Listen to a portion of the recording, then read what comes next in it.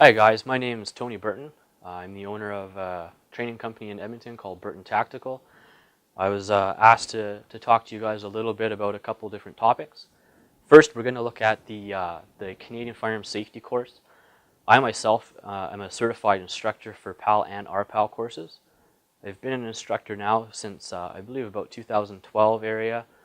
So I've been doing the courses quite a lot. It's a good system. It's a good base. I do believe with the recent changes with Bill C-42, I do believe that everyone should have to do the actual full safety course. I did lose actually a lot of business. A lot of instructors did as well when that came into effect, that we couldn't do challenges anymore. Coming from the military myself, I served 7 years with the Canadian Army. I do 100% understand why a lot of people, soldiers and police mainly, are upset that they have to do the full, 8, 9, 10-hour course sometimes by the time we do testing.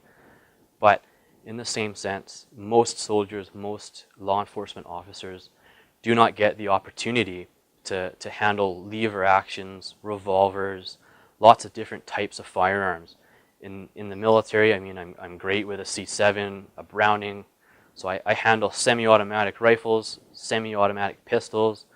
I had the luxury of handling quite a lot of bolt actions as I was on the Canadian Army Small Arms team. But most soldiers, they do their qualifications on C7, the semi-automatic rifle, and that's usually it for the average soldier. So they're handling a rifle generally 1 to 2 times a year with live rounds, if that. So I'm 100% with the full course. My problem with the course was designed, the books were printed in 2008. A lot of the information now is actually incorrect. Instructors are having to remember things, write their own notes down so that we can correct the book. A lot of the techniques that they use are a little bit outdated, and a few actually kind of proven unsafe now. The one biggest example that I use is they like to teach in a lot of the course material the old FBI teacup grip for pistols. We now know that grip is actually fairly unsafe. When a lot of semi-automatic handguns have a severe malfunction, they direct all the gas pressure downwards through the magazine well, which in a lot of cases blows the magazine out of the firearm, which can, if you're doing the old teacup grip, can very, very much hurt your hand. So I'm definitely a full believer in the full course. We need to really update the course, improve it. The other big thing, one of the most popular restricted firearms in Canada right now is the AR-15 platform.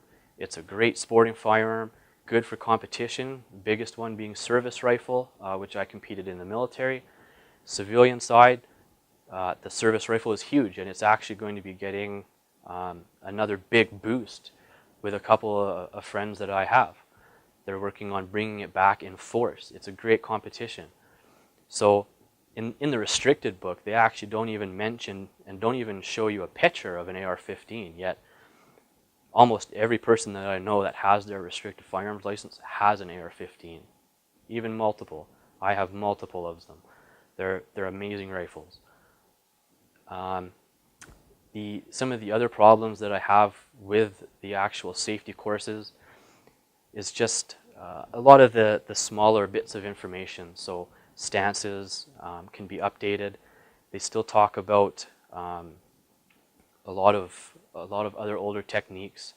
Stances, they still show elbow way up in the air, kind of off to the side, like the traditional Olympic stance, which if you're shooting Olympic works great. Otherwise, not a very useful shooting stance for what most people are doing competitive wise. So I would really like to see the course updated, improved, and updates and improvements sent out to instructors for things that they want changed. We don't get a whole lot of updates. It could be done. I do feel there is definitely room for improvement.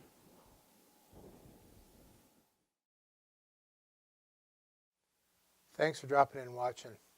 If you liked what you saw, please share it with your friends. Please like it.